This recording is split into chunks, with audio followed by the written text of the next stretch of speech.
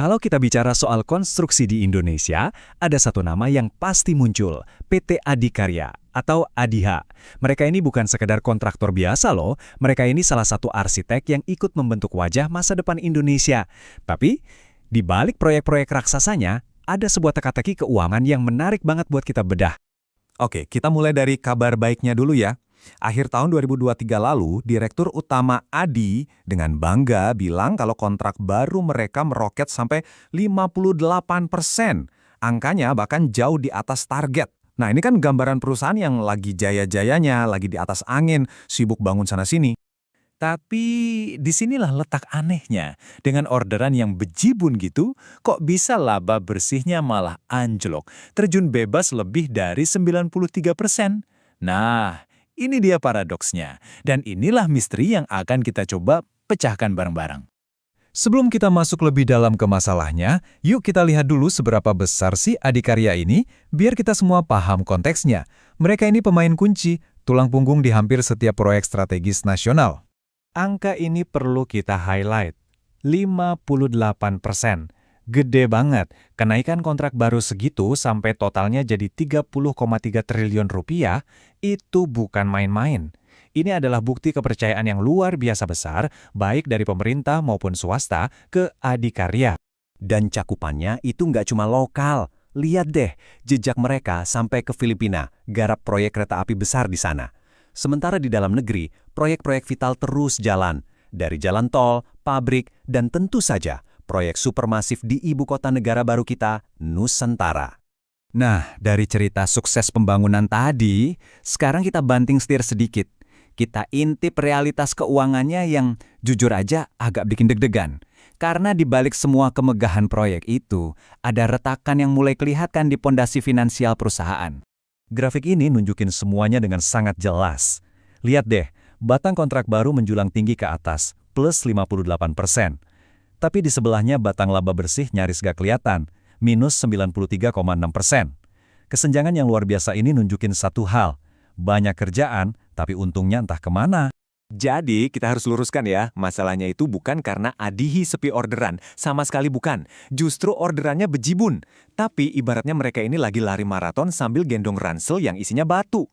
Berat banget, ransel itu adalah beban utang yang terus-menerus menggerogoti pendapatan mereka. Dan inilah harga dari ransel batu itu, 523,7 miliar rupiah, coba bayangin. Dalam 9 bulan pertama 2023 aja, uang sebanyak itu hangus, cuma buat bayar bunga utang. Ini kita bahkan belum ngomongin untung sama sekali loh. Oke, jangan pusing dulu lihat tabel ini. Sini saya bantu sederhanain. Ada dua angka penting di sini. Pertama, rasio utang terhadap ekuitasnya 2,47 kali. Artinya, utang ADHR itu hampir 2,5 kali lipat lebih besar dari modalnya sendiri. Tapi, yang lebih bikin ngeri itu yang kedua, rasio cakupan bunga cuma 0,69 kali. Artinya, pendapatan operasional mereka bahkan nggak cukup buat bayar bunga utang. Ini lampu merah besar dalam kamus keuangan manapun. Tapi, apakah ADHI cuma diem aja? Tentu enggak. Mereka punya rencana besar, sebuah pertaruhan untuk masa depan buat keluar dari situasi sulit ini. Yuk, kita lihat apa jurus andalan mereka. Dan kunci utama dari semua rencana pemulihan mereka ada di satu tempat, ibu kota Nusantara. Yap, ADHI menaruh harapan besar mereka di mega proyek ini nih, berharap IKN bisa jadi mesin uang utama mereka untuk tahun-tahun yang akan datang. Di IKN, Adi nggak cuma bangun gedung biasa. Mereka membawa sebuah konsep yang super inovatif dan ramah lingkungan, namanya Kota Spons. Gampangnya, ini adalah cara cerdas untuk mendesain kota supaya bisa berteman dengan air hujan, bukan malah melawannya. Cara kerjanya gimana? Ya ini dia langkah-langkahnya. Mereka bangun embung atau waduk kecil untuk nampung air, jadi resiko banjir di pusat pemerintahan bisa ditekan. Sekaligus, ini menciptakan ruang hijau yang asri dan jadi cadangan air. Keren kan? Ini bukan cuma soal konstruksi, tapi ini adalah pernyataan bahwa ADHI mau jadi pemimpin di bidang konstruksi hijau. Oke, kita lihat target mereka ke depan. Untuk tahun 2024, Adi pasang target yang lebih realistis tapi tetap ambisius, yaitu mendapatkan kontrak baru di angka 20-23 triliun rupiah. Dan ada potensi angin segar dari luar.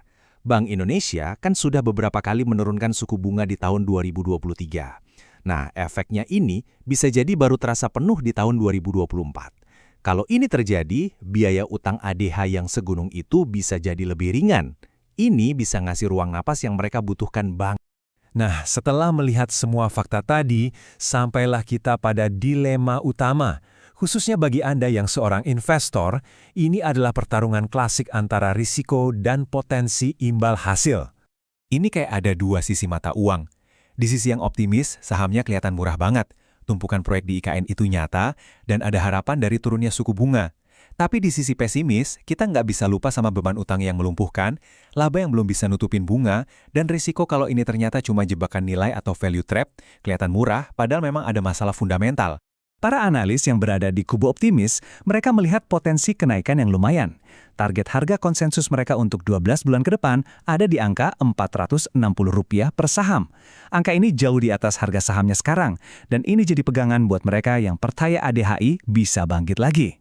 Jadi pertanyaannya kembali ke kita semua. Apakah PT Adikarya ini sebuah harta karun yang terpendam, sebuah deep value opportunity yang cuma tinggal menunggu waktu untuk bersinar berkat proyek masa depan bangsa, ataukah ini sebuah jebakan nilai klasik yang harganya murah karena memang ada alasan kuat di baliknya? Jawabannya akan menentukan nasib salah satu pembangun terbesar di Indonesia.